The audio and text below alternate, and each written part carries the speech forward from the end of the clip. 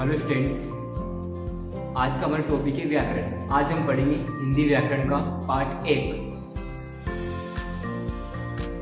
आज हम इस पार्ट में जानेंगे कि भाषा, लिपि और व्याकरण क्या होता है।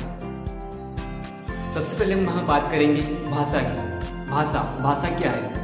तो भाषा वह साधन है जिसके द्वारा हम अपने मन के विचारों का आदान प्रदान एक दूसरे से करते हैं। भाषा क्या है? भाषा एक साधन है, एक जरिया है जिसके द्वारा हम क्या करते हैं, हमारे मन में जो विचार होते हैं उसका आदान प्रदान हम एक दूसरे से क्या करते हैं, बोलकर करते हैं। वो हमारी क्या होती है, भाषा।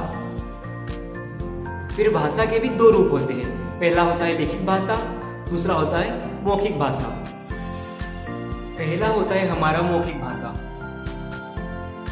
जब हम अपने मन के विचारों को बोलकर प्रकट करते हैं तो वह भाषा का मौखिक रूप होता है। जब हम किसी के सामने हमारे मन के विचार रखते हैं, हम उन्हें कुछ कहते हैं, बोलते हैं, तो क्या होता है, मौखिक भाषा का एक रूप होता है।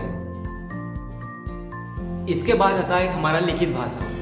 लिखित भाषा में क्या होता है, जब हम अपने मन के विचारों को लिखकर किसी के सामने रखते हैं या प्रकट करते हैं तो वह भाषा का लिखित रूप होता है। ठीक है, हम अपने मन के विचारों को किसी के सामने जब लिखते हैं, लिख के उन्हें बताते हैं या उन्हें प्रकट करते हैं तो भाषा का लिखित रूप कहलाता है। तो भाषा के दो रूप होते हैं। पहला होता है मौखिक भाषा और दूसरा होता है लिखित भाषा। अब हम यहाँ बात करते हैं लिपि। लिपि क्या होती है? तो भाषा को निश्चित रूप देने के लिए जिन चिन्हों का उपयोग हम करते हैं, जो चिन्ह निश्चित किए हुए हैं, वो उसे हम क्या कहते हैं, लिपि कहते हैं। जैसे हिंदी भाषा की लिपि होती है देवनागरी। हम हिंदी भाषा को देवनागरी लिपि में लिखते हैं। जो हमारी हिंदी भाषा है उसे लिखने के लिए जिन चिन्हों यानी कि जिन मात्राओं का हम उपयोग करते हैं वह उसकी क्या कहलाती है, लिपि कहलाती है। वैसे ही जैसे इंग्लिश के लिए हम रोमन लिपि का यूज़ करते हैं, ठीक है, वैसे ही हिंदी के लिए देवनागरी लिपि होती है। अब हम यहाँ बात करेंगे व्याकरण की। व्याकरण क्या होती है? तो भाषा को शुद्ध रूप से बोलना, लिखना और पढ़ाना सिखाने वाले शास्त्रों को हम व्याकरण कहते हैं। भाषा जो हमारी होती है उसे शुद्ध रूप से, जो हमें लिखना सिखाता है, उसे हमें बोलना सिखाता है और उसे हमें पढ़ना सिखाता है, वह शास्त्र हमारा क्या कहलाता है, व्याकरण कहलाता है। ठीक है,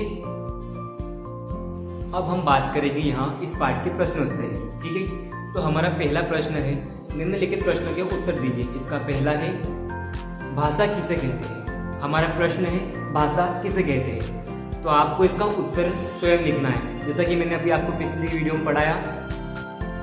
हमारा अगला प्रश्न है, भाषा के कितने रूप होते हैं? ठीक है, आप सभी को पता है भाषा के कितने रूप होते हैं।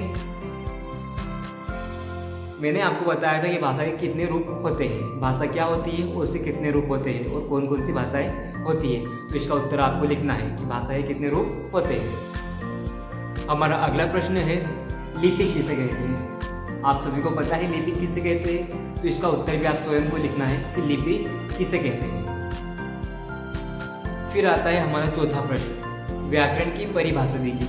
आपको यहाँ व्याकरण के बारे में जो हमने पढ़ा है उससे समझाना है कि व्याकरण क्या है, व्याकरण की परिभाषा क्या है, व्याकरण किसे कहते हैं। ठीक है, तो अब तक हमने जो भी यहाँ पर इस पार्ट में पढ़ा है उसे आपको अपनी फेयर कॉपियों में उतार लेना है।